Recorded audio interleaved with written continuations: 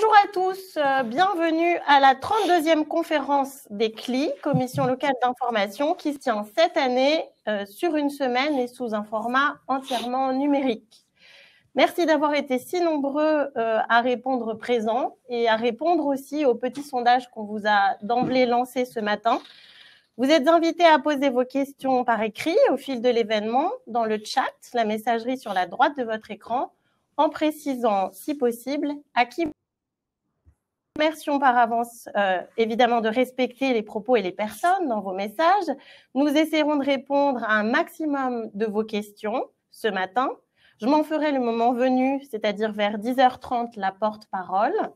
En plus de nos intervenants, nous aurons autour de la table virtuelle des représentants d'EDF, d'Orano, de l'Andra et de l'IRSN que nous remercions de s'être rendus disponibles ce matin avec nous. Comme les années précédentes, toutes vos questions seront prises en compte. Elles trouveront une réponse soit directement par oral, soit dans le fil de la messagerie, soit a posteriori dans le compte-rendu que nous ferons de cette conférence des CLI et qui sera en ligne sur le site de l'ASN et de l'ANCLI. Comme vous avez pu le constater, le est dense. Après un mot d'accueil du président de l'ASN, Bernard Dorozuc, nous entendrons le président de l'ANCLI, M. Jean-Claude Delalonde, et nous aurons l'honneur d'accueillir le député Bertrand Pancher, que vous voyez déjà à l'écran, puis d'écouter Didier Courbet nous parler de l'étude COM Covid-19. Sans plus tarder, je vais passer la parole à M. Bernard Dorozuc, président de l'Autorité de sûreté nucléaire.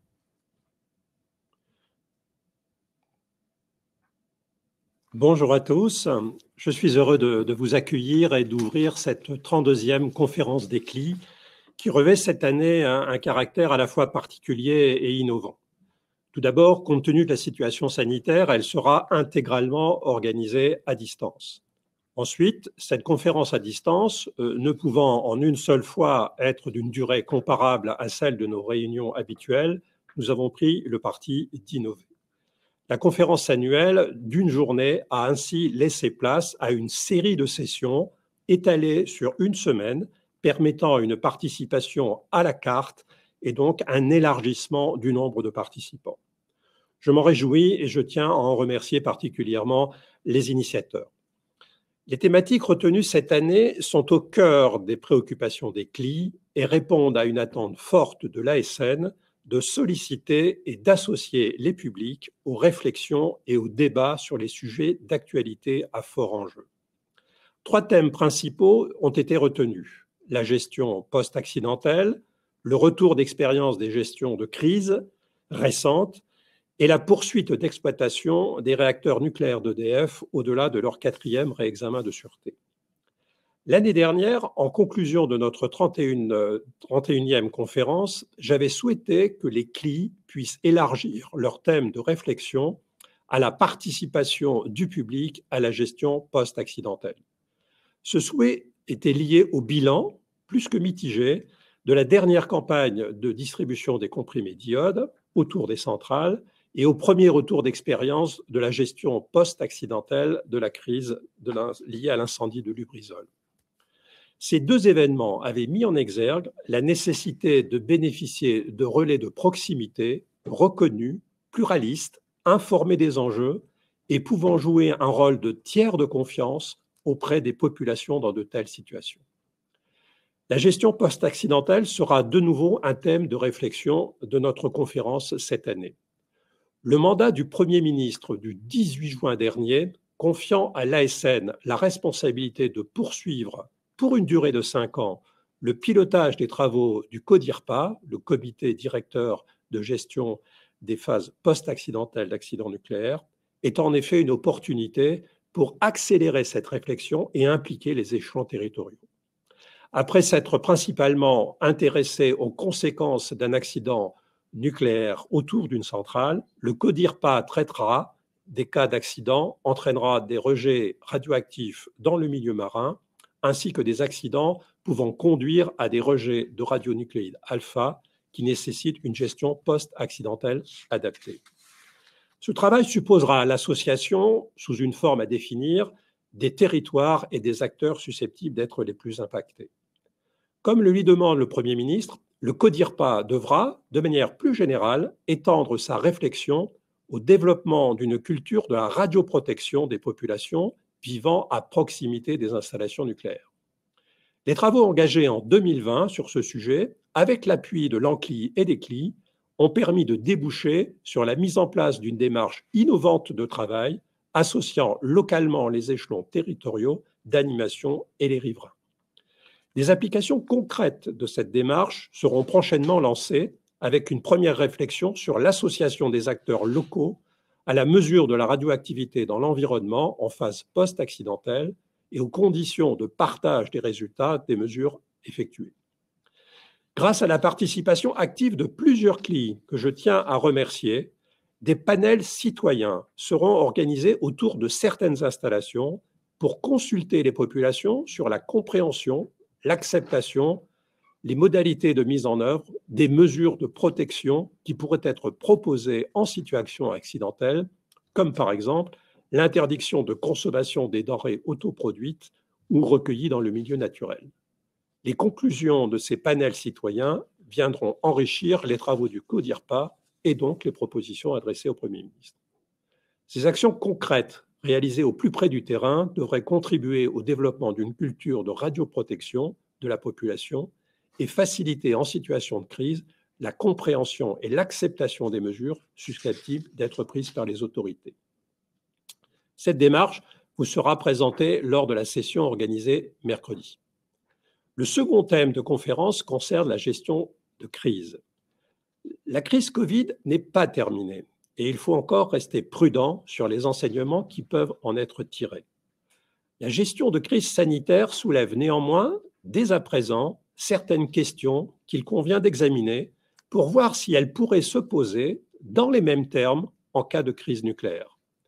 C'est par exemple le cas des questions relatives aux investissements à réaliser en temps de paix, notamment en termes d'anticipation des besoins en capacité et des moyens de protection à prévoir pour pouvoir faire face en situation de crise. C'est le cas également des questions soulevées en termes de défiance constatée vis-à-vis des institutions et du besoin exprimé d'une plus grande prise en compte d'une expertise diversifiée, proche du terrain, pour rendre plus acceptables et compréhensibles les décisions publiques. Et c'est le cas enfin des questions posées en matière de manque de formation scientifique et de connaissances face aux risques, ainsi que de comportements individuels et collectifs vertueux à favoriser. Certaines des questions soulevées à l'occasion de la crise sanitaire font écho aux messages réguliers délivrés par l'ASN en matière d'anticipation pour faire face aux besoins capacitaires à terme de la filière nucléaire et de maintien des marges de sûreté pour faire face aux aléas. Les besoins d'anticipation et d'investissement préventif à froid est certainement l'un des enseignements à tirer pour l'ensemble des domaines des risques. Mais ces questions renvoient également au constat de l'existence, en France, d'un certain déficit de culture de précaution au sein de la population vivant à proximité des installations nucléaires. Ces constats ont notamment été mis en exergue à l'occasion des enquêtes réalisées périodiquement par l'ASN, dont les résultats avaient été présentés lors de la dernière conférence des CLI, mais aussi au cours des exercices des crises et ou des opérations de distribution préventive des comprimés d'iode. Comment développer et maintenir durablement une culture de précaution au sein de la population est certainement le sujet le plus redoutable qui puisse être soulevé à l'occasion de cette conférence des CLI. Ce sujet figure également dans la feuille de route du CODIRPA.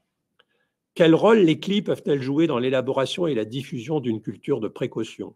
Comment s'y prendre? Avec quels moyens et avec quels partenaires? Comment tirer profit des exercices pour renforcer cette culture au plus près du terrain? Quel rôle de tiers de confiance de proximité les CLI pourraient-elles jouer en matière d'information des publics au vu du retour d'expérience de la crise sanitaire? Voilà des questions qui seront, à n'en pas douter, soulevées ce matin et lors de la session organisée pendant l'Assemblée générale de l'ANCLI. La dernière thématique qui sera abordée à l'occasion de cette conférence des CLI concernera la poursuite d'exploitation des réacteurs nucléaires de 900 MW d'EDF au-delà de leur 4e réexamen de sûreté. Il s'agit là d'un sujet à fort enjeu pour l'exploitant et sensible pour le public, s'agissant d'aller au-delà de l'hypothèse de 40 ans prise à l'origine dans la conception de certains composants des réacteurs. Ce sujet sera l'objet d'une session spéciale organisée à l'occasion de la séance plénière à distance du HCTISN jeudi 10 décembre. Dès l'origine de l'instruction de la partie générique de ce réexamen, et sans que cela ne soit imposé par la réglementation, l'ASN a veillé à l'implication du public à l'ensemble des étapes du processus, en s'appuyant notamment sur le réseau des CLI, sur l'ANCLI et sur le HCTISN. Une consultation publique a été organisée par l'ASN en 2016, avant la prise de position sur les objectifs du réexamen proposé par EDF. Une concertation nationale comportant de nombreux débats décentralisés organisés par les CLI a été réalisée sous l'égide du HCTISN de septembre 2018 à mars 2019. La session organisée le 10 décembre lors de cette conférence, puis la réunion organisée par l'ASN et ouverte à l'ensemble des CLI concernés le 17 décembre, seront l'occasion de présenter le projet de décision de l'ASN sur la partie générique du réexamen, mis en consultation publique jusqu'au 15 janvier. Je vous incite à y participer activement. Cette session sera l'occasion de présenter les conclusions de la concertation nationale et la manière dont ces conclusions ont été intégrées dans le projet de l'ASN. Vous voyez, les thèmes retenus méritaient largement que notre réunion annuelle soit maintenue sous une forme adaptée malgré la crise sanitaire. Je vous invite à y participer et je vous souhaite une très bonne semaine de conférence des CLI.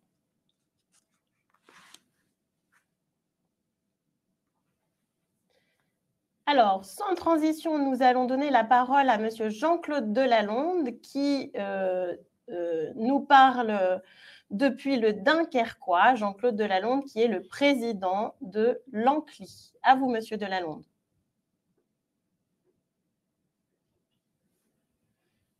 Messieurs les élus, mesdames, messieurs les présidentes et présidents de CLI, mesdames, messieurs, je suis ravi de constater, comme le président de Rodzuc, que malgré la crise de la Covid-19, malgré la formule en distanciel de cette 32e conférence des CLI, vous êtes nombreux, comme toujours, à plébisciter ce rendez-vous et à y participer.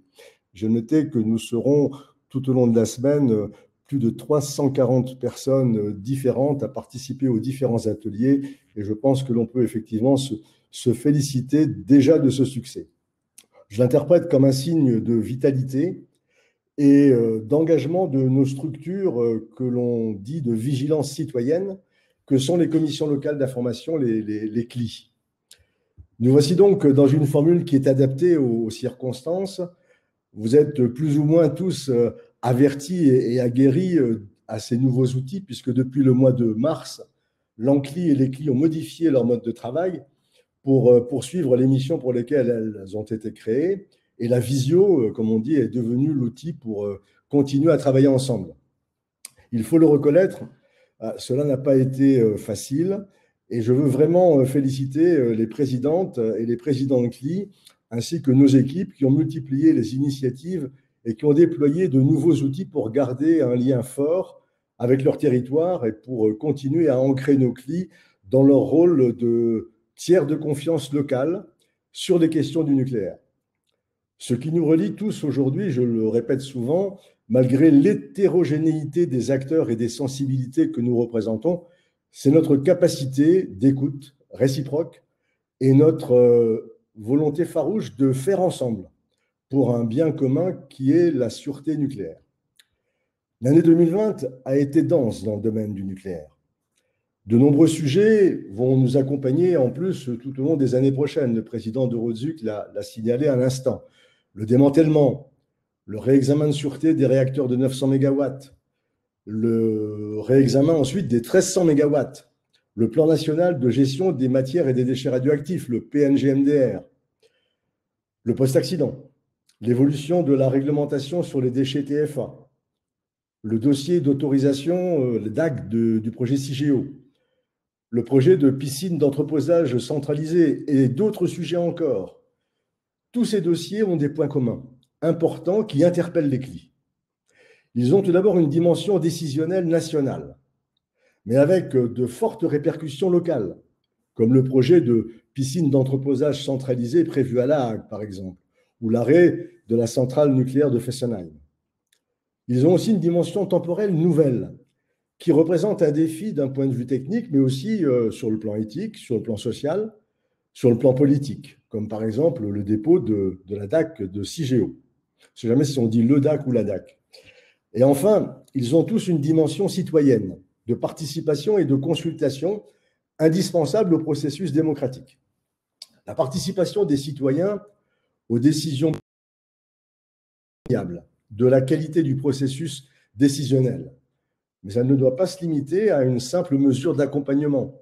Elle doit en être une ligne fondamentale. Le citoyen entend, beaucoup plus que par le passé, être un acteur de son propre destin, comme on dit, en pesant personnellement sur la décision publique qu'il concerne. Son aspiration à participer à la décision peut être perçue, le président de Rosuc l'a aussi dit, comme la conséquence d'une défiance accrue envers les institutions publiques, comme l'expression d'une forme de perte de confiance. À mon sens, il faut aussi la comprendre comme une évolution qualitative de la citoyenneté et lui donner à ce titre toute sa place dans nos pratiques démocratiques. Par leur vigilance territoriale, par le partage des connaissances, par le souci de la pluralité d'expression et aussi de la transparence de l'accès à l'information, les CLI contribuent à la qualité de ces enjeux de participation. Cette participation active, constructive aussi, citoyenne, passe par la formation et par la montée en compétence des membres des CLI. Pour mieux appréhender les enjeux des questions nucléaires et pour renforcer leur rôle de lanceur d'alerte et d'expertise citoyenne, les CLI doivent se développer et développer leurs compétences internes. Ce qui suppose, vous m'excuserez de le répéter chaque année, des moyens humains pour animer les CLI et donc financiers que nous n'avons pas suffisamment dans toutes les CLI. L'arrivée de nouveaux membres, par extension des PPI, est pour les CLI l'occasion de bâtir un programme de formation robuste, à la hauteur des enjeux de sûreté d'aujourd'hui et de demain. L'ANCLI, à la demande de l'ASN d'ailleurs, dans le cadre de la convention pluriannuelle que nous avons signée, s'emploie au quotidien à soutenir cette expertise citoyenne par le biais de notre groupe d'experts scientifiques, qui s'est par exemple récemment mis au service de la CLI de Chinon, ou encore en s'appuyant sur nos partenaires, dont l'IRSN, avec qui l'ANCLI a signé depuis 2003, une convention pour soutenir cette montée en compétence des membres des CLI, mais aussi avec d'autres organismes, tels l'IRMA, l'Institut des risques majeurs, qui nous aident à sensibiliser les acteurs locaux, et notamment les élus, sur les PPI et aussi par la mise en œuvre de leur plan communal de sauvegarde. Ou encore avec l'IFORM, l'Institut de formation de l'éducation nationale. Cette recherche de montée en compétences des CLI s'accompagne de nouvelles perspectives, celle de regrouper les CLI ayant des enjeux similaires pour bâtir des pôles d'expertise. Par exemple, regrouper les CLI pour réfléchir, les CLI concernés par les réexamens de sûreté des réacteurs de 900 MW, c'est ce qu'on a fait au cours des derniers mois, elles sont 8, ou celles concernées par les réexamens prochains des réacteurs de 1300 MW, elles sont également au nombre de 8. Les CLI concernés par le démantèlement, celles par la gestion des déchets ou encore le cycle du combustible. L'ambition de l'ANCLI et des CLI, c'est d'unir les forces et les volontés, de nourrir les envies pour construire des CLI durables, avec un regard neutre mais critique, qui ont l'appétence à poser des questions qui sortent des schémas traditionnels, quelquefois questions irritantes, mais souvent pertinentes. Je résumerai cette année 2020 et les attentes des CLI et de l'ANCLI par quelques mots qui résonnent peut-être comme une évidence, mais qui nécessitent, dans le long chemin de l'expression de la société civile, d'être rappelés. Participation à la décision, formation, montée en compétences, expertise citoyenne. Tout cela pour un regard croisé et partagé des enjeux des questions nucléaires. Je souhaiterais en conclusion reprendre une citation du sénateur Berson qui avait établi en 2014 un rapport d'information sur le financement public de la sûreté nucléaire, de la radioprotection et de la transparence. Malheureusement, pas complètement pris en considération. Les CLI sont des lieux privilégiés, disait-il, écrivait-il, de l'expression de l'expertise citoyenne et du bon sens des non-experts en matière de sûreté nucléaire. Les commissions locales d'information jouent un rôle essentiel dans l'information des publics. Je préfère le mot du sénateur Berson, des publics, à celui de grand public. Pour moi, le grand public, je ne sais pas ce que c'est. Les publics, je pense que l'on peut effectivement le comprendre. Et qui peuvent, de ce fait, favoriser l'émergence d'un débat public constructif. On l'a montré ces derniers mois avec le PNG-MDR. Alors voilà, le programme de notre semaine de la conférence des CLI est copieux, il est varié. Je souhaite, moi aussi, comme le président de Rodzuc, féliciter l'énergie et la disponibilité des personnels de l'ASN et de l'ANCLI qui n'ont pas compté leur temps pour mettre sur pied cette semaine qui est hors du commun. Je voudrais enfin vous préciser que cette année, l'ANCLI a 20 ans. Le contexte sanitaire ne nous a pas permis de fêter cet âge pétillant de la sérénité et de la raison, comme il se doit, dans notre tradition d'amitié, de convivialité et dans le respect de notre diversité. Néanmoins, nous avons réalisé pour l'occasion une petite vidéo. Il s'agit du regard croisé porté par nos membres et aussi par nos partenaires sur le rôle des CLI et de l'ANCLI dans le paysage nucléaire français. Pour lancer cette semaine de la conférence des CLI, je vous invite à découvrir ensemble, à la fin de cette session, donc j'espère que vous resterez jusqu'au bout, cette vidéo. Bonne rencontre à toutes, à tous, bonne participation et portez-vous bien.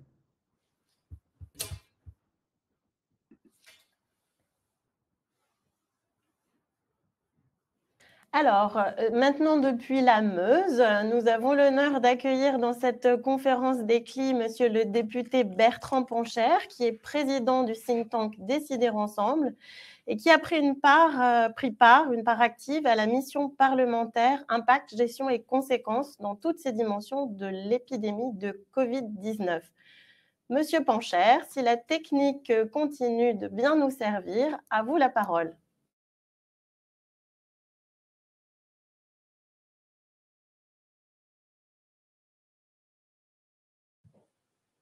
Il y a un problème? Atissar? Est-ce que vous m'entendez? Oui. Ah, très bien. Bon, je crois que ça va mieux. C'est bon? Oui. J'ai effectivement eu un problème un petit problème de technique. Je voulais vraiment vous dire combien je suis heureux de participer aujourd'hui à votre 32e conférence des CLI. Évidemment, saluer votre président Jean-Claude de Lalonde, saluer évidemment le président de l'ASN que j'ai eu le plaisir de retrouver par cette voie dématérialisée et évidemment vous remercier tous et toutes pour vos engagements dans les CLI, les commissions locales d'information. Je suis et que je connais bien puisque il y en a une évidemment, enfin il y en a plusieurs sur mon territoire, dont une, et je crois que ça a été évoqué il y a quelques instants dans les propos du président sur le stockage des déchets nucléaires à Bure. Alors je voulais vous remercier pour cette réflexion-là que vous engagez lors de votre congrès, en tentant de tirer les enseignements de la crise sanitaire et par ces enseignements ouvrir une réflexion sur la façon dont on pourrait mieux ou pas gérer la question de la préparation à des incidents ou des accidents nucléaires dans notre pays. Encore qu'en vous entendant comme je viens de le faire, j'ai plutôt l'impression qu'on aurait eu intérêt à tirer des enseignements de tous les travaux qui sont menés, toutes vos réflexions depuis maintenant plus d'une vingtaine d'années avec la présence des CLI, tant il me semble que les précautions que vous prenez et la préparation qui vraiment de bon sens et régulière à des incidents ou des pu nous intéresser, en tout cas intéresser les dans le cadre de cette crise, cette grande crise sanitaire. Alors, qu'est-ce que je peux dire assez rapidement sur la gestion de la crise sanitaire dans notre pays? J'ai fait partie, et vous l'avez rappelé, de la mission d'enquête, et donc j'ai été amené, dans le cadre des auditions de toutes les structures et tous les acteurs de notre pays sur le plan sanitaire, à prendre des positions, à questionner, et j'en ai d'ailleurs tiré un ouvrage, les carnets d'un député au temps du coronavirus, parce que je souhaitais vraiment qu'on puisse tenir compte de ces enseignements pour éviter une autre grande crise. Je ne pensais pas vraiment à une crise, un accident nucléaire, encore que évidemment arrivé et il faut s'y préparer, mais je pensais notamment aux grandes crises environnementales liées au réchauffement climatique, qui évidemment, là, à la différence de la crise sanitaire, sont des crises qui sont prévisibles. Au moins des crises prévisibles, la crise sanitaire n'était pas du tout, elle, en tout cas, pas complètement prévisible. Alors, je voulais rappeler quand même la violence, parce que c'est important de le savoir, la violence de cette crise sanitaire. En fait, bon, c'est un acquis. Elle naît aux environs du 15 novembre, entre le 15 et fin novembre en Chine. L'OMS est en train de poursuivre son enquête sur le sujet, mais c'est de moins en moins un sujet de controverse. Elle se propage avec une grande violence et entraîne des mesures qu'on n'aurait jamais d'ailleurs acceptées dans notre pays, qui est le confinement total de la zone, enfin de la région de Wuhan, qui est une région qui est équivalente à la ville de Wuhan, c'est la région parisienne, 25 millions d'habitants, et la région, c'est 50 millions d'habitants, c'est la France. Et là, le confinement est complet et total. On en va jusqu'à murer les entrées d'immeubles, à distribuer de la nourriture par les fenêtres, et tout est coupé, mais tout est totalement coupé. Évidemment, nous avons notre ambassadeur de France à Wuhan, les services notre consul général à Wuhan, le consul général qui est resté sur place informe en permanence l'ambassadeur. L'ambassadeur informe en permanence le gouvernement français. Dans un premier temps, on se pose beaucoup de questions puisque la Chine n'est pas tout à fait transparente en termes de communication, et quand nos services appellent les services sanitaires en Chine, les réponses sont plus ou moins ambiguës, et on découvre très très tardivement l'arrivée de cette maladie dans notre pays, puisque mesure violente à Wuhan le 25 janvier, le 24 janvier. Première mesure de confinement le 12 mars en France, c'est-à-dire fermeture des écoles et des lycées, et les annonces du premier confinement pour le 16 mars. Alors il se passe un mois et demi, entre le moment où on voit ces images violentes de crise sanitaire en Chine et où l'opinion publique se dit tiens, on prend des mesures appropriées à cette crise sanitaire. Évidemment, se posent des tas de questions, des questions d'anticipation, des questions de concertation et des questions de transparence. Les questions d'anticipation, c'est la question des stocks sanitaires. On se rend compte qu'on n'a pas les masques en nombre suffisant pour les distribuer à l'ensemble de nos concitoyens, et Et on se rend compte, notamment à travers cette mission d'information et cette commission d'enquête, qu'en 2018, Public Santé France, par son directeur général François Bourdillon, alerte l'État sur la destruction de 600 millions de masques. On a un stock stratégique d'1 milliard de masques dans notre pays. Et on détruit 600 millions de masques, puisqu'on considère qu'en 2018, c'est des masques qui ne sont plus aux normes. Le directeur général de Santé publique France alerte le ministère de la Santé, le directeur général de la Santé, et la réaction est très très lente, puisque on engage des commandes seulement en 2019, qui arrivent fin 2019, début 2020, et pour deux commandes, une commande de 50 millions de masques et une commande ensuite de d'autres 50 millions de masques. Donc la France se trouve démasquée à travers ces insuffisances de protection de masques. On se rend compte qu'on a un problème également dans nos hôpitaux de respirateurs, des respirateurs en nombre suffisant. On en commande de façon très rapide, mais ça ne se fabrique pas en claquant des doigts, 10 000, 12 000 très exactement. Et on a un problème de surblouse. Bref, on a un problème de matériel, de protection chez les professionnels et chez l'ensemble de nos concitoyens. Tout ça entraîne un vent de panique.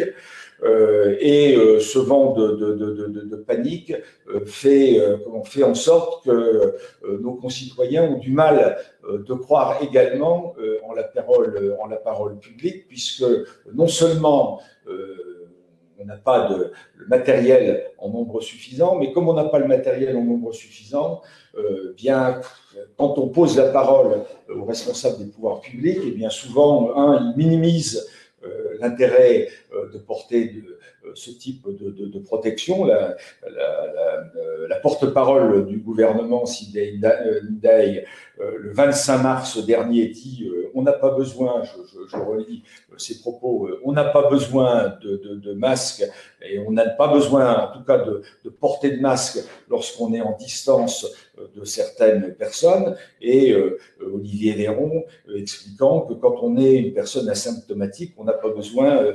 de masque de protection.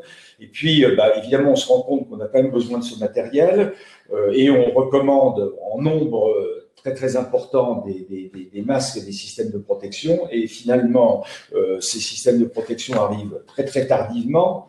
On commande 200 millions de masques, ensuite on en commande 500 millions, 1 milliard, 2 milliards. Les masques mettent beaucoup de temps à arriver et la population est quand même très très perturbée, nous semble-t-il, en tout cas c'est une conclusion de la mission d'enquête, sur le fait qu'on ait donné des signaux complètement différents à l'opinion publique, un moment en leur disant on n'a pas besoin de se protéger, et après leur indiquer qu'on a besoin de se protéger. Donc il y a eu des problèmes d'anticipation, des problèmes de transparence. C'est pareil, notamment pour les respirateurs. On en commande 12 000 et finalement, ces 12 000 respirateurs arrivent très très tardivement, ne sont d'ailleurs pas aux normes pour aller dans des hôpitaux. Et problème de concertation, puisque nous sommes dans un pays très centralisé.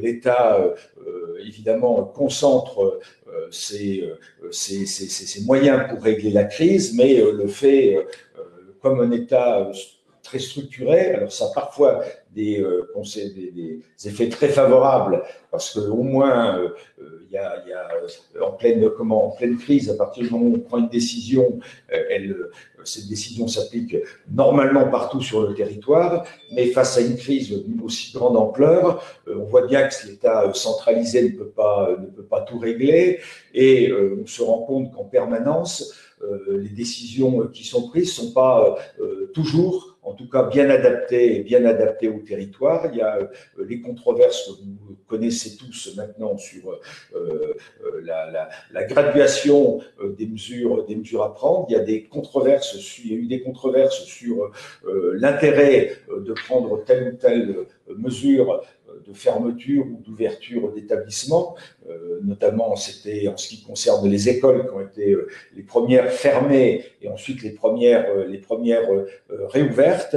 Et par-delà cette appréciation de difficultés d'anticipation, de concertation et de transparence, on s'est rendu compte qu'on avait également un problème vis-à-vis de la parole scientifique. Il n'y a pas que la parole publique, la parole des politiques qui a été mise en cause dans cette affaire, mais également la parole scientifique. Souvenez-vous des controverses du professeur Raoul et un conseil scientifique installé au dernier moment avec des imminents spécialistes, mais ces imminents spécialistes nous expliquant qu'ils n'étaient pas structurés pour engager des communications comme ils auraient dû le faire, et finalement un conseil scientifique dont on avait l'impression qu'il donnait ses positions après que les mesures aient été prises. Alors tout ça nous semble, avec un peu de recul, ça a été très préjudiciable à la gestion de la crise, parce qu'on voit bien que l'élément confiance est un élément central dans la gestion de la crise, et on voit bien que si on n'a pas cette confiance, eh bien on n'est pas réactif. À la différence des pays d'Europe du Nord qui n'avaient pas besoin de se faire imposer des mesures très fortes, très contrôlées, avec des sanctions en cas de non-respect de ces mesures, la France a été contrainte de mettre en place des mesures très draconiennes, très sanctionnées, et on n'en a pas fini, puisque maintenant, c'est la question évidemment de la distribution des vaccins, et me semble-t-il, c'est pas sans raison que nos concitoyens sont aussi méfiants face aux vaccins, puisque en permanence, ils sont pas du tout rassurés par une parole publique et par ce qu'ils considèrent comme être souvent dans des gestions de moments difficiles ou de crise, des manques d'anticipation, de concertation et de transparence. Alors, dans ces conclusions, la mission parlementaire a fait, et j'en finis là, un certain nombre de propositions qui peuvent peut-être servir d'enseignement pour la gestion d'autres crises, encore que il me semble que dans le domaine nucléaire, on soit très structuré pour gérer des éventuelles crises. Il y a la question de la reprise des exercices de crise de type pandémique très régulièrement. Il n'y a pas d'exercice de crise de ce type dans le domaine de la pandémie à grande ampleur dans notre pays. Alors c'est vrai que vous le disiez tout à l'heure, je crois que c'est le président de l'ANSES, il y a un déficit de culture de précaution dans notre pays, mais au moins tenons compte de ces enseignements. La commission d'enquête pense utile de créer un ministère délégué auprès du Premier ministre pour anticiper les crises sanitaires ou d'autres grandes crises. Nous pensons que la violence des crises futures va rendre nécessaire que cette question de la précaution soit traitée au plus haut niveau de l'État, et nous pensons que c'est par le biais d'un ministère rattaché auprès du Premier ministre. Nous pensons indispensable de formaliser une fois par an un débat au plan national, au Parlement, de façon à ce que nous puissions faire le point sur la gestion des stocks dont on s'est rendu compte, sans d'ailleurs, on a été vraiment alerté de la pauvreté en matière de matériel de précaution. Et puis nous avons souhaité également instaurer vraiment des instances dans le domaine de la santé, au plan départemental, plutôt qu'au plan régional. Il y a les ARS, mais nous voyons bien que les crises de proximité, elles sont gérées par des moyens de proximité, et elles sont gérées en faisant en sorte que tous les acteurs locaux Et là, ça peut être un enseignement, me semble-t-il, pour les CLI, que tous les acteurs locaux soient complètement impliqués. Parce que quand il y a une crise de ce type qui arrive avec une telle violence, eh bien, tous nos systèmes de référence tous les systèmes de référence perdent pied et on se rend compte que finalement, les acteurs locaux, il y a beaucoup de systèmes de bon sens qui fait que on arrive à régler des situations particulières. Par exemple, on s'est retrouvé face à une absence dans les maisons de retraite et les EHPAD de blouse, de lunettes de protection. C'est pas l'État centralisé qui a géré ces problèmes-là, c'est les petites mamies à domicile qui avaient des expériences de couture qui sont mis à fabriquer des blouses. Et ça, c'est les initiatives des départements. Donc, mon conseil départemental a fait fabriquer plein de blouses pour protéger les personnes dans les EHPAD. Il a fallu qu'on attende l'État centralisé, on n'aurait pas eu ces matériels à temps. Par exemple, mon département a décidé, le département de la Meuse, en pleine période de crise, de récupérer toutes les imprimantes 3D dans les collèges pour les mettre en ligne pour fabriquer des lunettes de protection dans les collèges. Les régions ont fait des commandes de masques particulièrement importantes, n'ont pas attendu l'État pour se mobiliser dans les commandes de masques, et on voit bien que l'ensemble de ces initiatives locales ont permis de mieux traverser la crise que si on l'avait confié uniquement à des services très centralisés d'État. Alors voilà un peu les enseignements que je tire pour le moment de cette crise sanitaire. Je pense vraiment que en tout cas sur le plan de la santé, il y a réellement des enseignements à tirer, et j'espère que par vos travaux, vous allez pouvoir aussi aider les parlementaires et les pouvoirs publics à pouvoir construire davantage une culture de la précaution, une culture de la gestion de la crise, de façon à faire en sorte que ce qui est arrivé et qui n'est pas encore achevé, eh bien, puisse vraiment nous servir de leçon et d'enseignement. En tout cas, merci pour votre engagement. Merci, monsieur Pancher.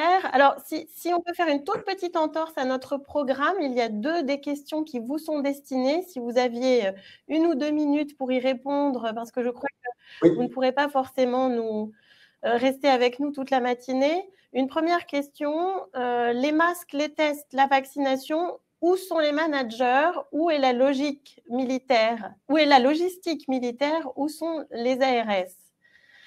Première question, voilà. Donc, oui. Alors sur cette question-là que j'ai à l'écran, il y a eu une controverse sur la gestion des stocks. À un moment, tout était centralisé par un organisme qui s'appelle l'EPRUS, qui s'est ensuite transformé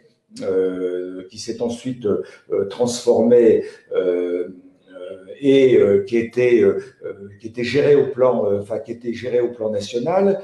Et il y a eu ce qu'on a appelé, c'est pas Santé publique France, pardon, et il y a eu ce qu'on a appelé un changement de doctrine de l'État. Alors moi, ça nous a été présenté comme ça. Changement de doctrine de l'État était de dire, bon, plutôt que d'avoir en stock des volumes très très importants de matériel de précaution, qui ont vocation évidemment à ne pas être forcément utilisés parce que on espère que les crises vont pas arriver, et être ensuite détruits. Eh bien, travaillons un peu à flux tendu, comme le diraient les entreprises, c'est-à-dire veillons plutôt à faire en sorte que quand la crise arrive, il y ait des fournitures de matériel, et puis veillons à faire en sorte que le matériel de protection soit, plutôt que géré sur le plan national, soit géré plutôt dans les entreprises, soit géré plutôt dans les hôpitaux, soit géré au plus proche des territoires, des acteurs. Alors, l'idée n'était pas mauvaise, sauf qu'il fallait au moins vérifier ces stocks existent un peu partout. Or, quand la crise est arrivée, on s'est rendu compte que les masques, les blouses et tout ça n'étaient pas en nombre, n'étaient pas en nombre suffisant. Donc, on se pose à nouveau la question de la gestion, et c'est un débat qu'il faudra qu'on poursuive, la question de savoir à quel niveau, endroit doivent se situer les stocks stratégiques. Moi, je pense que ça doit être géré sur le plan national, mais ou en tout cas avec des directives sur le plan national, mais évidemment très décentralisé, très déconcentré sur nos territoires. C'est quand même pas sans raison que l'Allemagne s'est sortie beaucoup plus rapidement de cette crise que la nôtre, a été beaucoup plus réactif parce qu'il y a une décentralisation des politiques sanitaires et il y a une décentralisation des moyens de protection avec en permanence plutôt des déconcentration des acteurs en relation avec des populations, et tout ça me semble beaucoup plus agile que tout confier uniquement au plan national. Alors, la deuxième question, est-ce que j'ai analysé les effets de la suppression de l'Eprus et ses conséquences par rapport au raté de la gestion de cette crise? Est-ce que ça n'a pas été un acteur aggravant? Cet établissement avait été très bien géré au temps du H1N1. La réponse est oui, mais que ce soit l'Eprus, qui est un organisme qui défendait, qui disposait de davantage de moyens ou de pouvoir que l'agence, que notre agence actuellement en cours. Ce qui me semble important, c'est que on puisse avoir une agence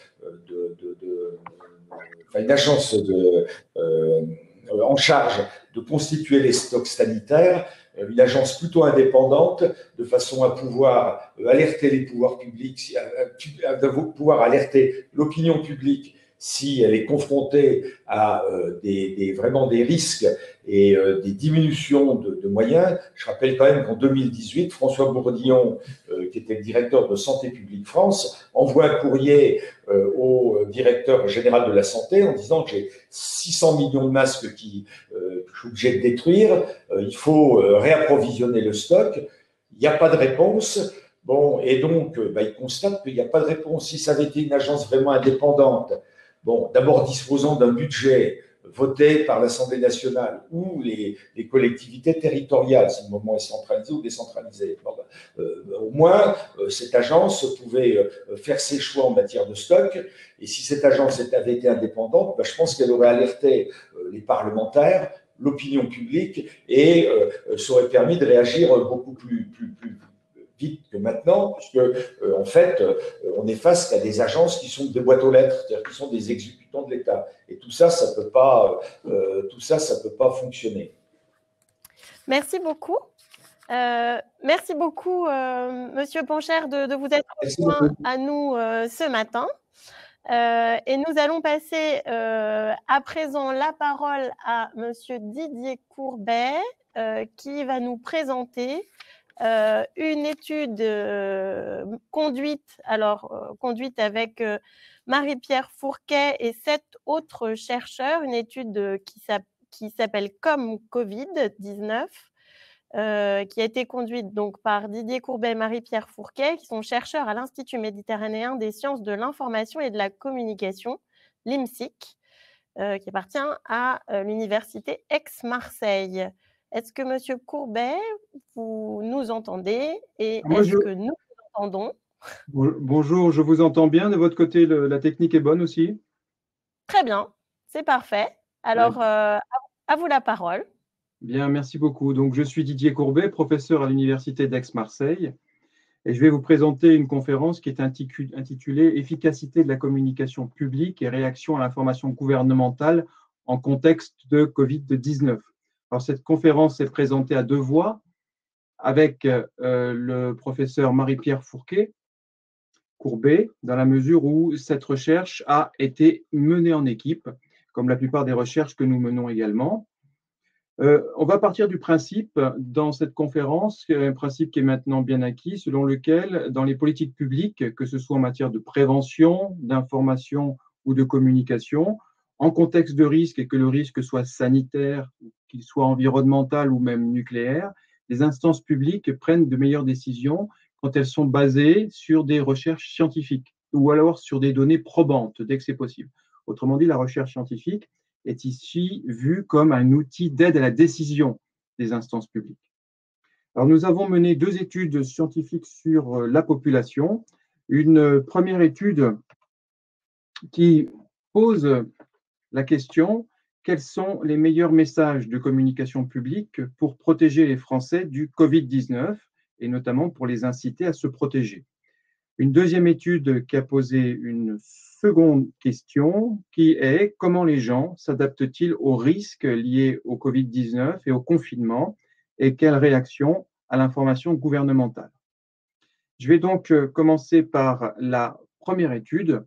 Quels sont les meilleurs messages de communication publique pour protéger les Français du Covid-19? Alors, avant de commencer cette étude, je tiens tout d'abord à féliciter l'organisation, parce que c'est vraiment quelque chose, l'organisation, et notamment les présidents de l'autorité nucléaire et Céline aussi au Charian, qui nous a aussi invités, parce que c'est quelque chose qui n'est pas simple à faire concernant l'organisation à distance d'une telle conférence.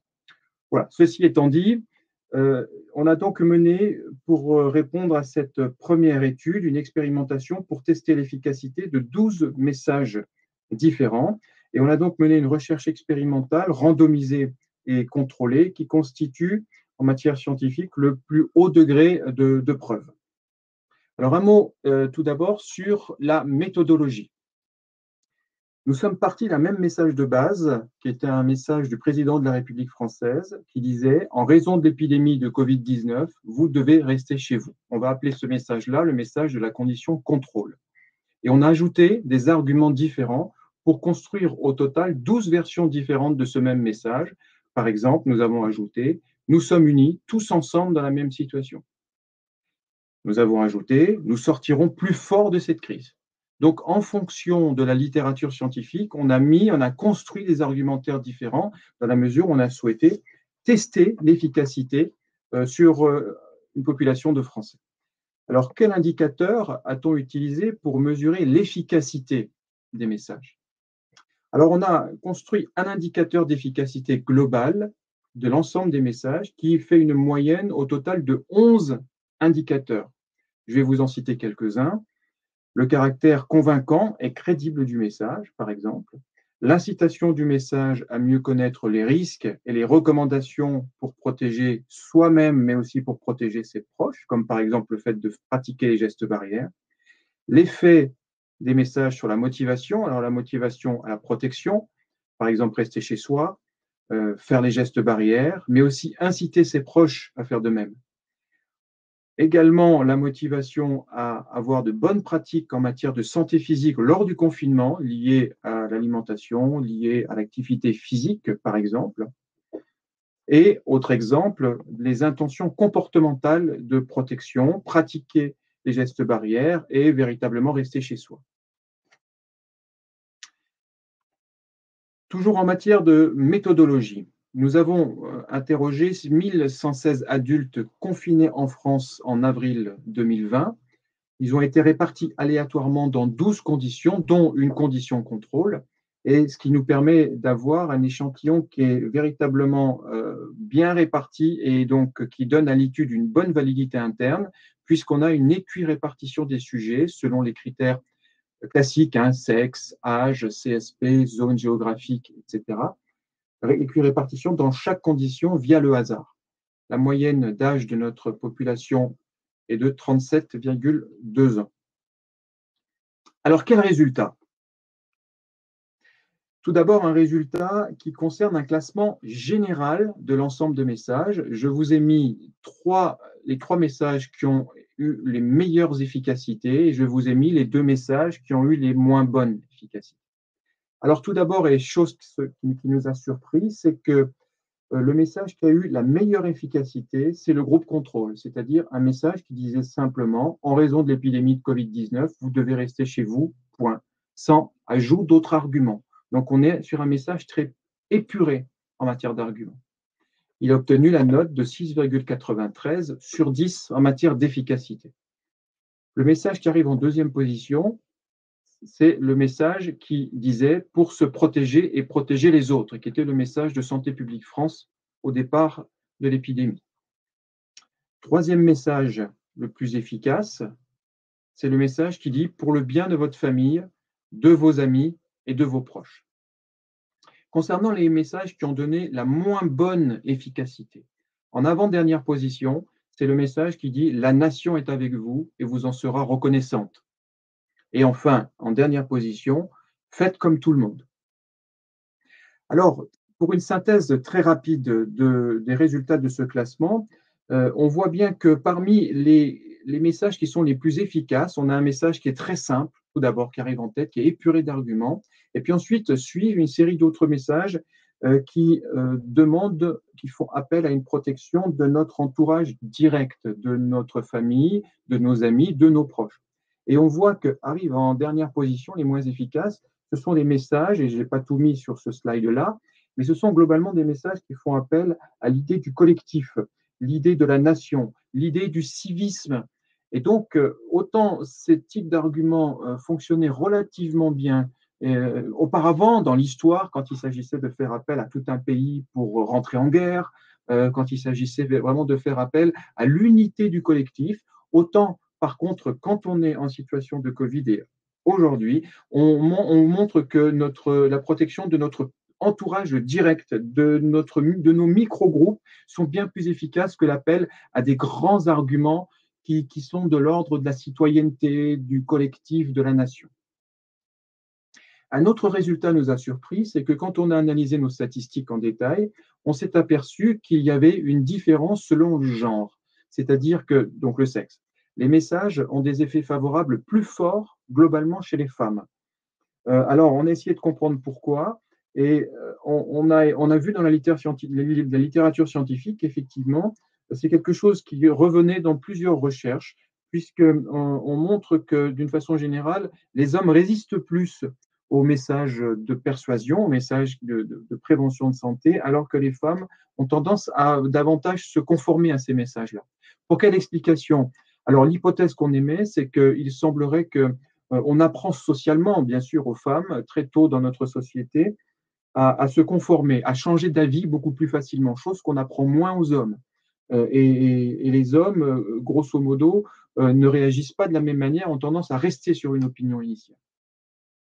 On a montré également un deuxième type de résultat, c'est qu'en dehors du caractère persuasif lié à l'ensemble du message qui est plus fort chez les femmes que chez les hommes, il y a une différence aussi de type de message. C'est-à-dire que les femmes et les hommes ne sont pas sensibles au même message.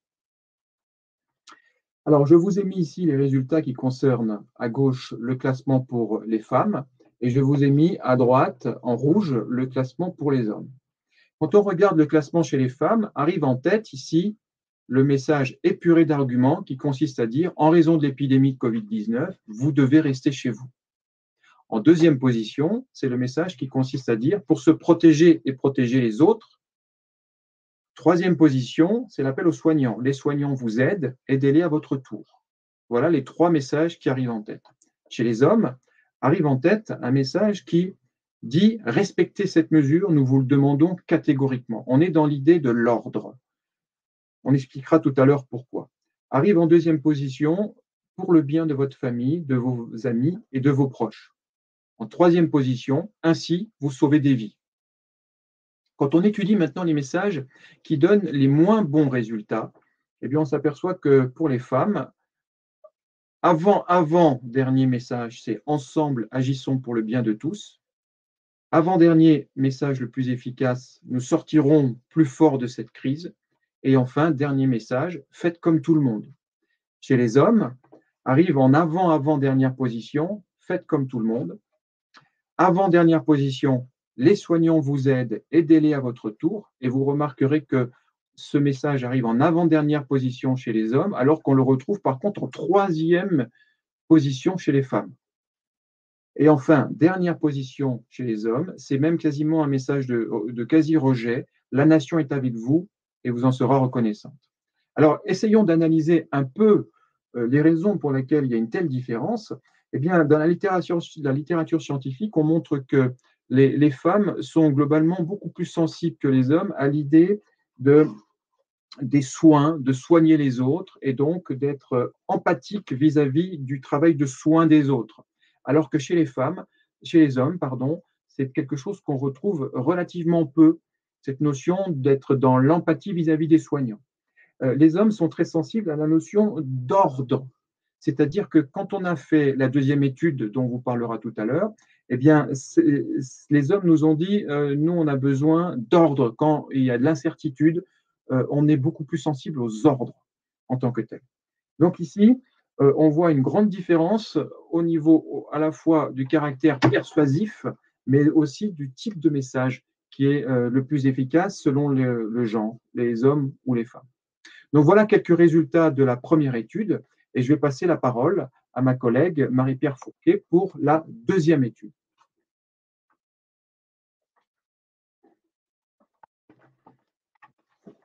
Bonjour à tous et à toutes. Je vais donc vous parler de la deuxième étude qui s'interroge davantage à la question de la façon dont les gens se sont adaptés aux risques liés au Covid-19 et au confinement et des réactions, de leur réaction à l'information gouvernementale.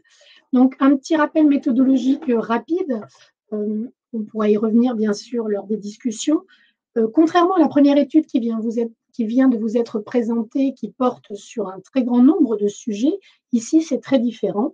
On mène des entretiens très en profondeur avec un petit nombre de personnes, et ce 6 fois tout au long du premier confinement et au début du déconfinement, et une 7e vague est en cours pour appréhender le deuxième confinement actuel.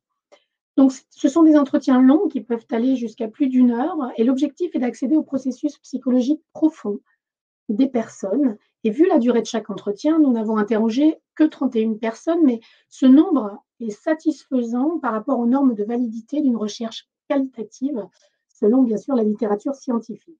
Donc cette population, vous le voyez, on pourra en reparler, était diversifiée par quota, et cela représente en tout 185 heures d'entretien. Donc face à la pandémie de Covid-19 et au confinement instauré au printemps 2020 en France, les Français ont dû s'adapter activement à cet environnement inédit et aux risques sanitaires qui étaient source de stress et d'affects négatifs. Donc, nos résultats montrent que les personnes ont cherché à mettre en place des stratégies pour s'adapter aux risques afin de maîtriser ou tolérer la situation aversive et d'en réduire les effets négatifs. L'objectif est de ne pas altérer la santé physique et mentale, d'améliorer le bien-être. Pour s'adapter, les personnes ont cherché à réduire les exigences de la situation à risque et ou à augmenter leurs ressources pour mieux la gérer. Et pour cela, elles ont été actives. Elles ont recherché des informations sur la situation sanitaire et pour mettre en place des comportements de prévention pour éviter le problème. Donc, on constate que les personnes confinées, en particulier au début du confinement, se sont fortement exposées à la communication présidentielle et gouvernementale, qu'on appellera globalement ici l'information gouvernementale, mais également aux actualités. Et ça a été les deux principales sources d'information et d'adaptation aux risques sanitaires et au confinement, puisqu'en effet, en situation de confinement, les communications interpersonnelles diminuent et les médias sont devenus la quasi unique source d'information extérieure au foyer. D'ailleurs, on sait que l'audience de la télévision et d'Internet a fortement augmenté en France au moment de ce premier confinement. Donc, plus précisément, on a cherché à étudier comment les personnes confinées s'adaptaient aux risques liés au Covid-19 et au confinement, donc sur le plan des processus psychologiques, et quelles ont été leurs réactions à l'information gouvernementale, quel rôle cette dernière a joué sur leur adaptation à cette situation. Donc, nos résultats mettent en évidence deux catégories de personnes. Des personnes qui sont minoritaires, qui se sont bien adaptées à la situation, et on va essayer de comprendre pourquoi, comment. Et une deuxième catégorie, plus majoritaire, celle-ci, qui au contraire ne s'est pas bien adaptée à la situation dans un premier temps, mais pour certaines de ces personnes, il y a eu un effort supplémentaire qui a été fait pour mieux s'adapter, et là encore, on va essayer de comprendre pourquoi et comment. Donc, premier type qui concerne une minorité de personnes qui se sont bien adaptées à la situation de crise sanitaire et de confinement et ont donc diminué leurs affects négatifs. Pourquoi? Par quel processus? Alors, nos résultats montrent que ces personnes ont cherché et ont réussi à construire une représentation des risques des mesures de protection cohérentes et satisfaisantes pour elles. Pour ce faire, elles ont évalué d'abord la pertinence personnelle de la menace, et ce, à 2 niveaux. Quelle a été la gravité du danger? Quelle est leur vulnérabilité personnelle et celle de leurs proches? Et plus elles se croyaient vulnérables face au risque, ou pensaient que leurs proches l'étaient, plus elles ressentaient de la peur ou un inconfort psychologique qui les incitait à suivre les recommandations sanitaires préconisées par les instances publiques. Et elles ont alors été motivées à pratiquer les gestes barrières et à bien rester confinées. Ce qui est important, c'est de rajouter, c'est qu'en raison de la contagiosité du virus, on constate aussi une pression sociale qui a poussé les personnes à bien suivre les recommandations sanitaires, à la fois en lien avec leurs proches et les autres, notamment dans les lieux publics. Et quand on va plus loin dans l'étude, on s'aperçoit que ces personnes ont évalué positivement l'information gouvernementale. Elles perçoivent les mesures de protection recommandées comme étant claires, faciles à mettre en œuvre, efficaces pour lutter contre la menace, ce qui conduit à diminuer leurs affects négatifs. Donc il y avait toutefois, on l'a vu, un deuxième type de personnes qui étaient majoritaires en nombre et qui ont eu du mal à s'adapter à la situation, qui restait une source de stress et d'affects négatifs. Pour quelles raisons? Avec l'apparition de l'épidémie de Covid-19, la France a été plongée dans une situation inédite de risque sanitaire majeur. Et au moment du premier confinement, le 17 mars 2020, le pays s'est inscrit dans un monde qu'on peut qualifier de VUCA. Alors, VUCA est un acronyme pour décrire un monde caractérisé par sa volatilité, son incertitude, sa complexité et son ambiguïté. On pourra y revenir lors de la discussion. Et dans un tel contexte, nos résultats montrent que les personnes, au début du confinement, n'ont pas accepté l'idée de devoir vivre dans un monde incertain, ambigu et imprévisible. Elles ont recherché activement des informations pour répondre à leurs questionnements et mieux accepter les caractéristiques de ce monde VUCA. Et comme la représentation des risques était directement liée à l'information gouvernementale, dès le début du confinement, au 10e jour de confinement, les personnes ont exprimé le besoin d'une parole politique et d'une information centralisée, transparente, cohérente sur les risques sanitaires et les mesures de protection à mettre en place. Elles ont même à cet effet augmenté leur exposition à l'information gouvernementale et aux actualités au fil du confinement. On constate que si elles ne se sont pas bien adaptées à la situation, c'est que l'information gouvernementale n'a pas répondu à leurs attentes. Elle a été perçue comme floue, comme manquant de transparence et de clarté. Et en creusant, on s'aperçoit dans notre étude que l'échec de l'adaptation de ces personnes à la situation a eu 2 conséquences négatives. La première, c'est que cette vaine recherche d'informations a généré un manque de confiance et des affects négatifs, notamment à l'égard du président de la République et du gouvernement. Alors, on a constaté au début du confinement une volonté chez les personnes interrogées d'être collectivement à l'unisson en cette période de crise sanitaire, mais ensuite, très rapidement, dès le 20e jour de confinement, un ressenti négatif à l'égard de l'information gouvernementale est apparu. Les personnes ont eu tendance à davantage douter de la sincérité du président de la République et du gouvernement, à ne plus leur faire confiance pour la gestion de la crise. Ce phénomène n'a cessé de s'amplifier. Ce manque de confiance à l'égard du gouvernement est problématique en situation de crise sanitaire. On sait via la littérature scientifique que les populations ont besoin d'être rassurées, d'avoir confiance dans les pouvoirs publics, de sentir que ces derniers maîtrisent la situation et la gèrent efficacement pour diriger le pays vers une sortie de crise. Et la confiance est d'ailleurs nécessaire à la bonne adhésion des citoyens au message des pouvoirs publics. Et là, ça n'a pas été le cas. Les personnes étaient très impliquées en recherche d'informations et elles ont été particulièrement sensibles à toutes les contradictions dans les messages d'information gouvernementale, par exemple sur l'efficacité des masques, les tests de dépistage, et être face à des informations gouvernementales nombreuses mais contradictoires qui ne leur permettaient pas de trouver les réponses à leurs questions, a eu 2 répercussions négatives. La première, c'est qu'elles n'ont plus adhéré au message des pouvoirs publics sur les mesures de protection à prendre.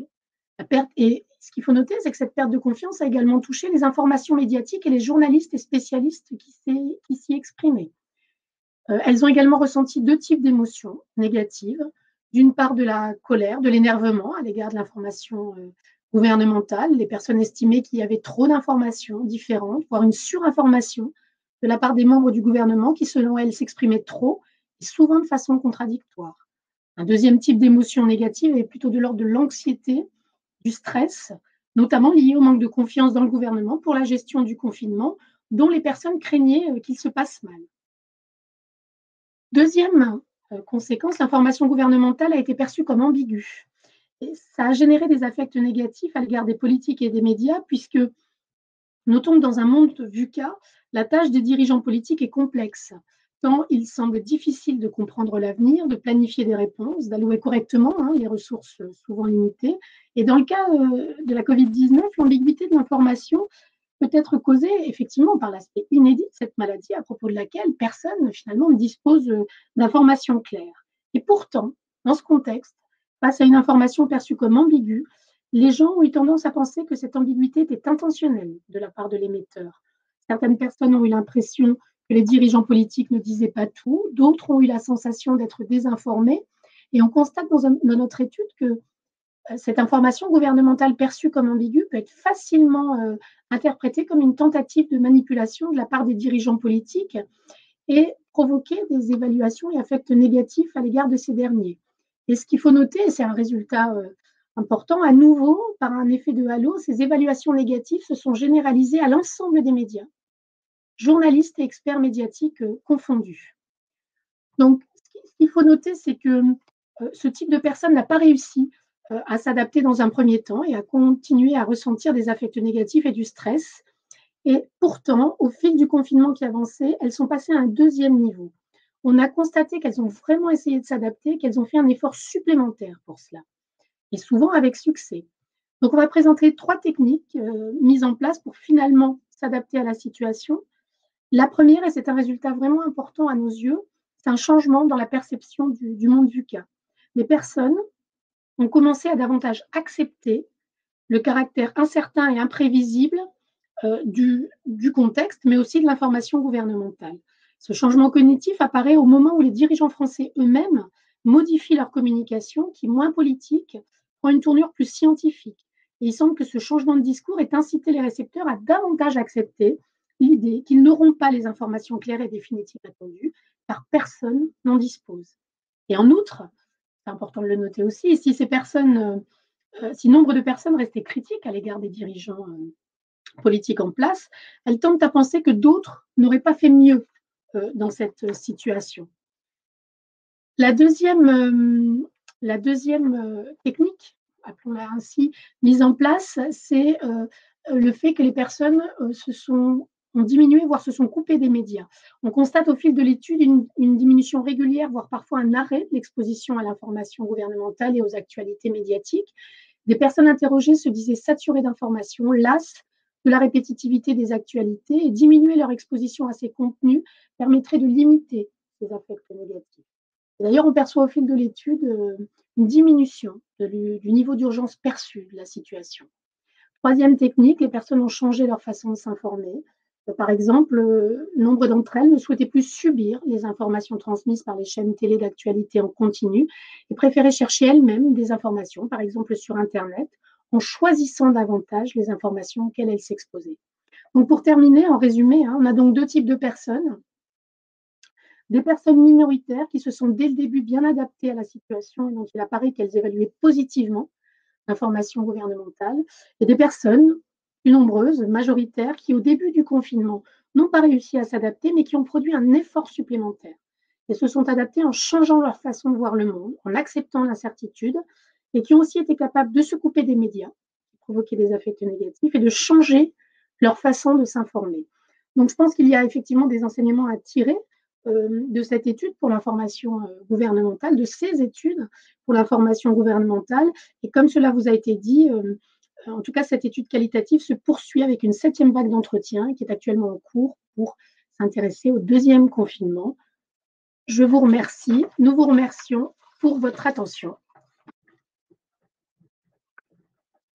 Je vais laisser la place à mon collègue.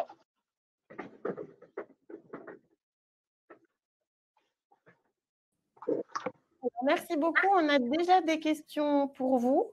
La première, les valeurs moyennes présentées se situent entre 6 et 7 sur 10. Les variations observées sont-elles alors vraiment significatives? Oui, la réponse est oui.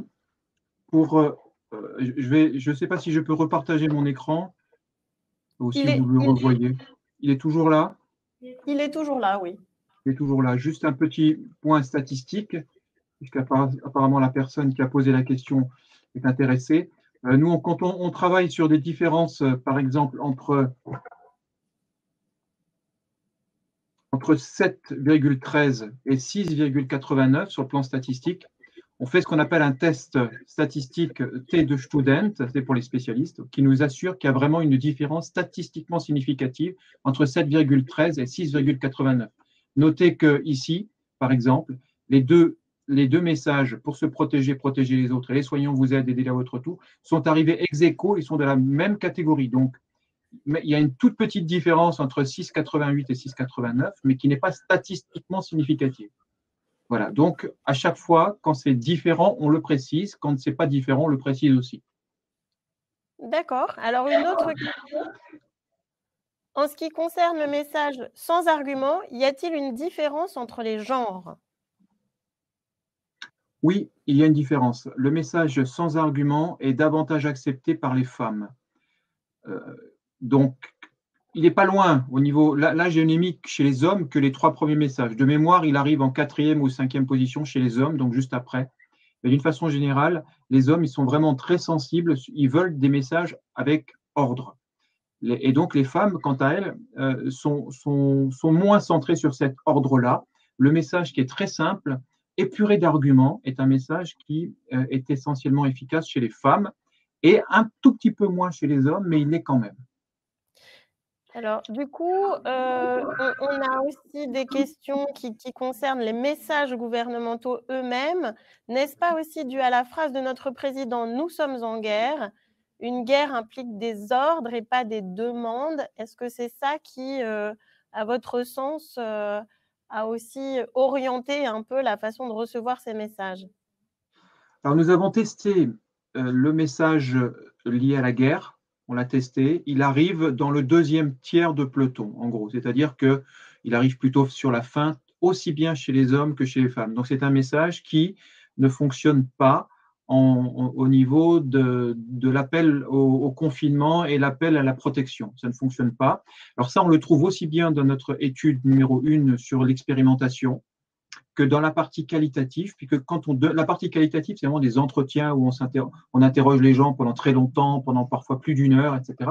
Et les gens nous ont dit, c'est pas le bon terme, on n'est pas en guerre, c'est pas vrai, c'est pas une guerre dont il s'agit. Donc, ici, ce message-là n'a pas été efficace parce que d'une part, aussi bien les hommes et les femmes n'y sont pas sensibles. Et deuxième point, parce qu'il semble qu'il y ait un problème de terminologie qui n'a pas été adapté à la situation, ou en tous les cas, les personnes, les Français ne l'ont pas ressenti comme tel.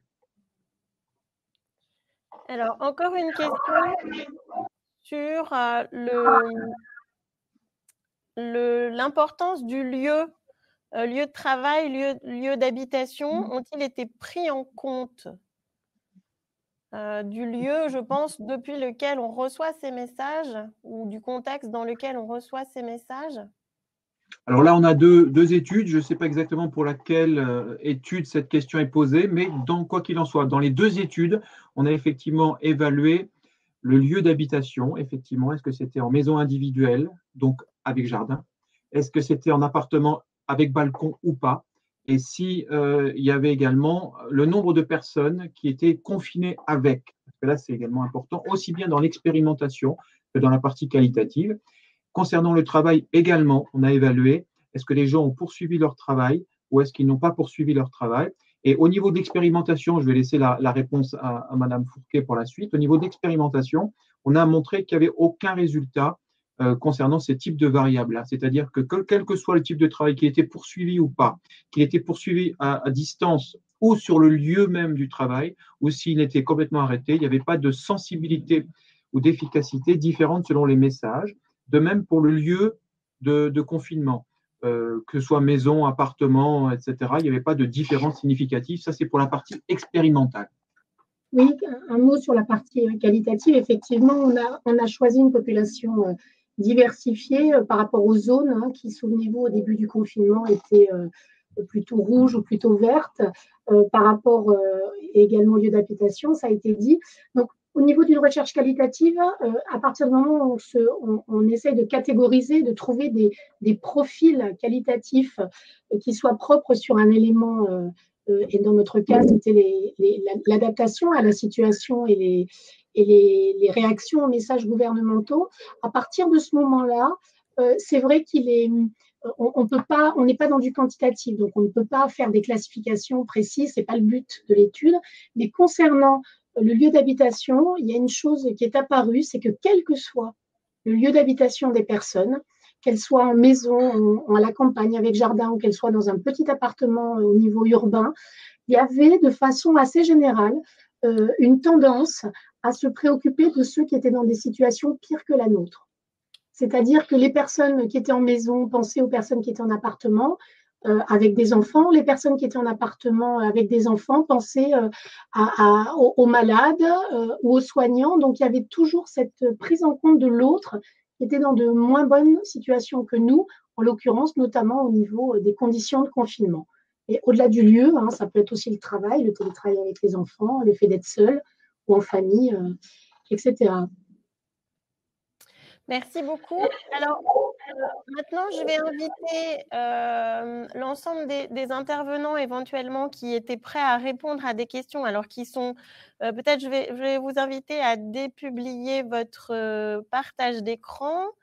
Je vous remercie beaucoup. Et donc, on avait un certain nombre de personnes susceptibles de répondre aussi, puisqu'il nous reste plus que 10 minutes, mais c'est 10 minutes où nous sommes invités par un certain nombre de questions à penser par analogie et à donc transposer vos résultats dans le monde nucléaire. Et la première des questions, c'est communication de crise nucléaire, des messages à adapter et à moduler en fonction des publics cibles. Alors peut-être qu'on peut poser la question à l'exploitant et puis, par exemple, je vois qu'EDF est connecté. Et puis Bernard Dorozuc prendra aussi la parole sur ce sujet dans le fil de la conversation qui peut maintenant s'instaurer pour quelques minutes.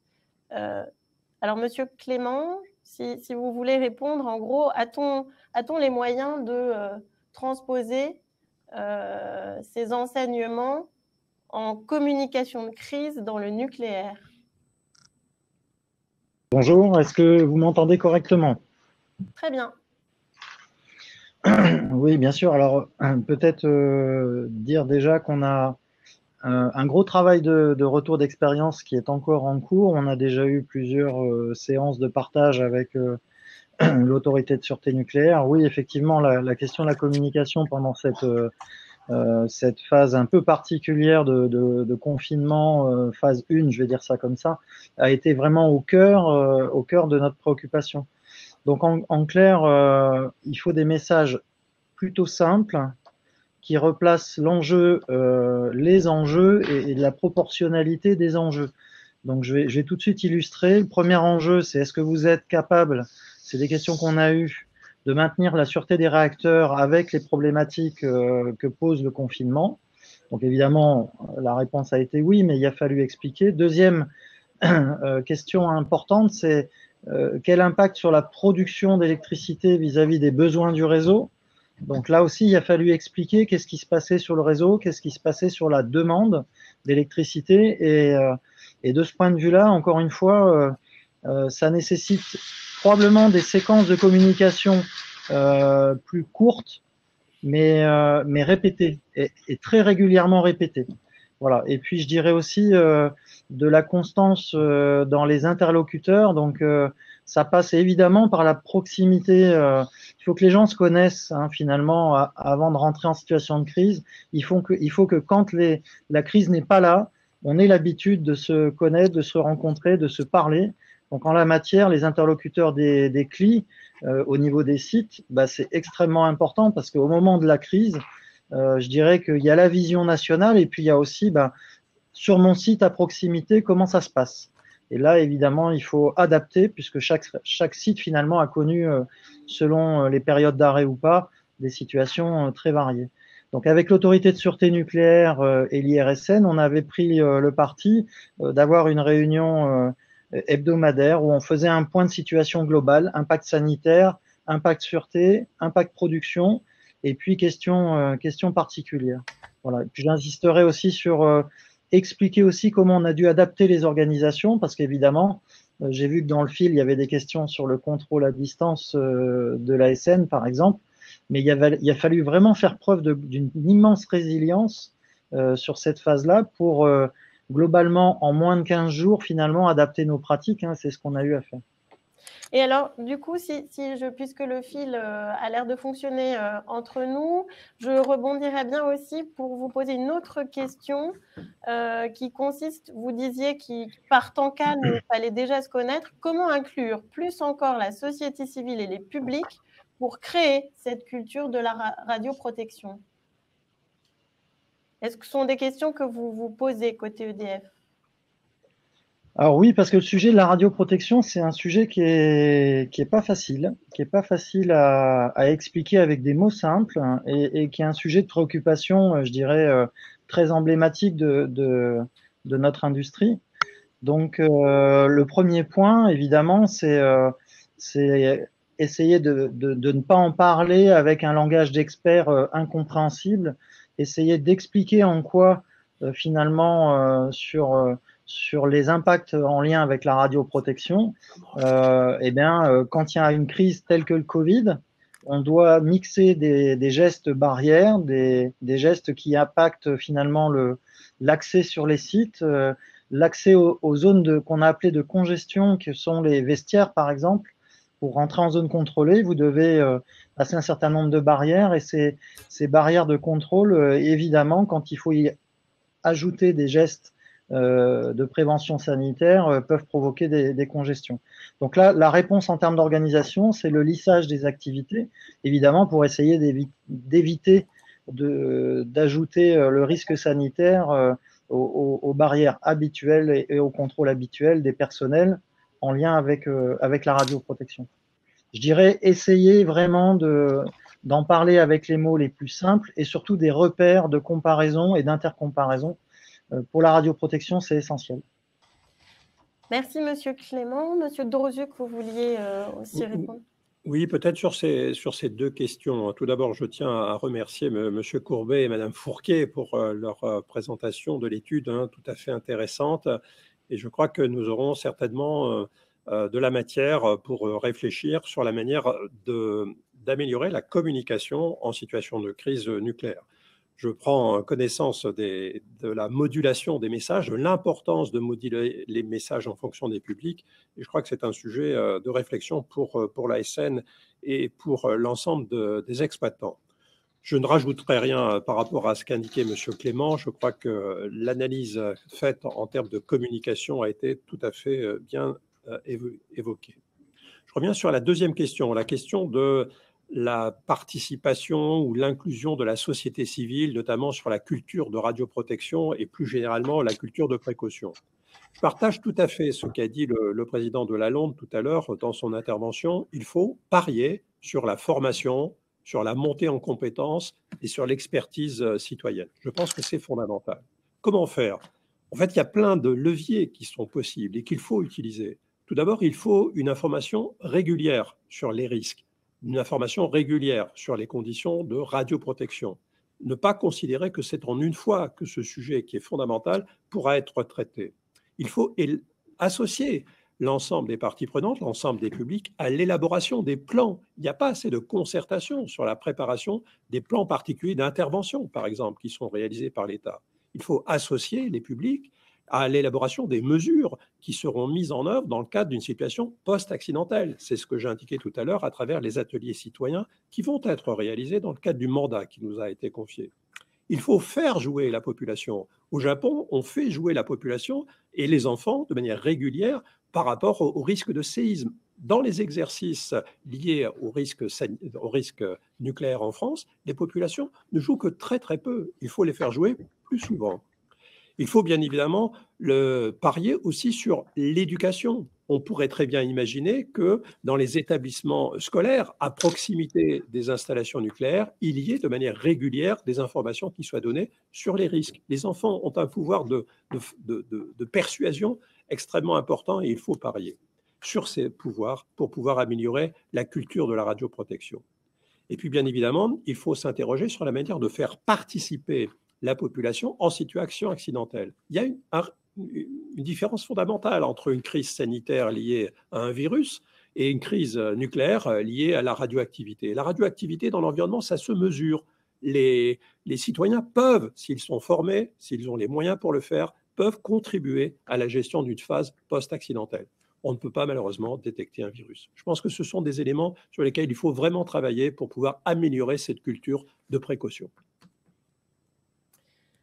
Merci beaucoup. Monsieur Courbet, vous voulez ajouter quelque chose? On vous écoute? Oui, je ne suis pas un expert du nucléaire, mais je me permets juste peut-être une petite remarque. Je crois que quel que soit le domaine d'information et de communication et le contexte dans lequel le nucléaire se trouve, que ce soit vraiment un contexte de risque élevé ou moins élevé, il est très important, me semble-t-il, et ça c'est un des points que l'on a conclu de l'ensemble de nos études, qu'il faut tester les messages en situation réelle. C'est-à-dire que ce principe d'éduquer, ce principe d'informer, etc., pour, en cas de difficultés, de problèmes nucléaires, il faut vraiment le tester en amont avec des méthodes vraiment scientifiques parce qu'on a été surpris de notre côté, nous, entre ce qu'on pensait, la manière dont on pensait que les messages étaient acceptés ou non et leur efficacité et ce qui se passe réellement. La manière dont les gens réagissent réellement. Et je crois que plus on le teste en situation réelle sur les gens, meilleurs sont les effets, l'efficacité et les conclusions et les politiques qu'on peut en tirer par la suite. Donc vraiment, il faut avoir aussi, je ne sais pas si c'est votre cas, mais cette culture de la mesure d'efficacité des politiques en amont.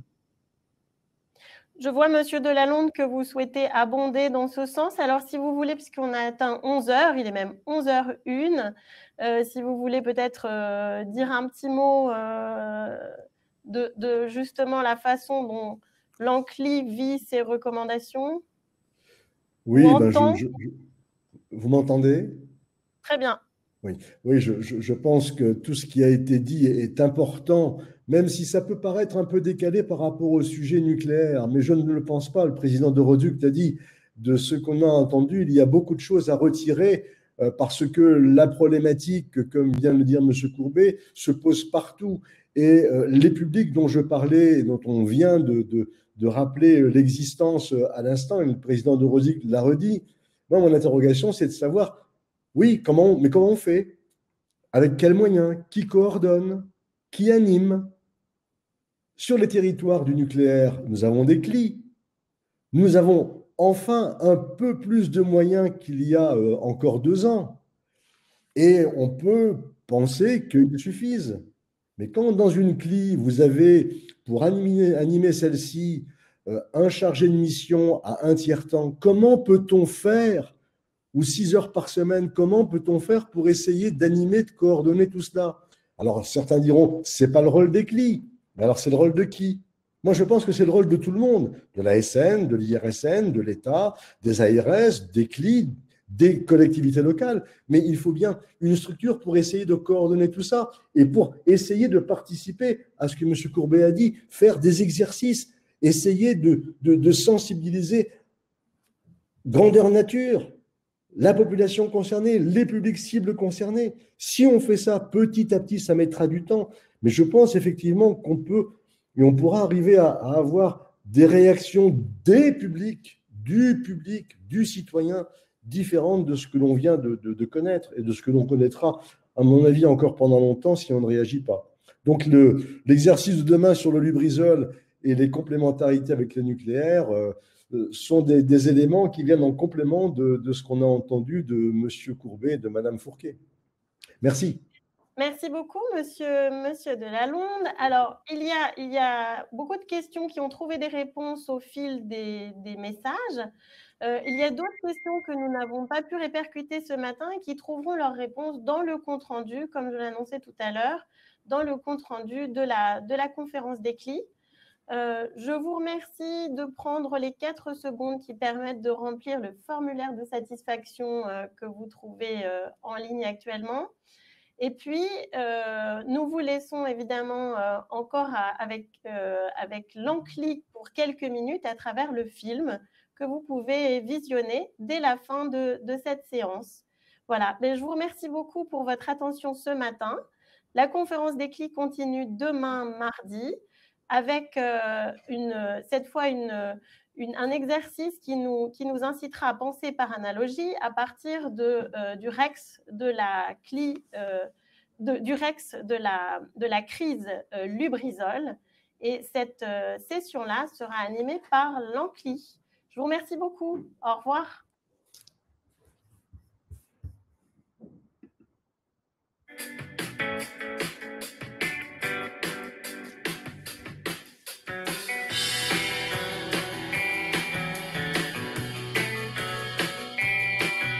Sept présidents réunis en conférence ont décidé de créer une association pour tisser un lien entre les clients, échanger sur leurs pratiques et leurs difficultés. Représente, questionne, interpelle.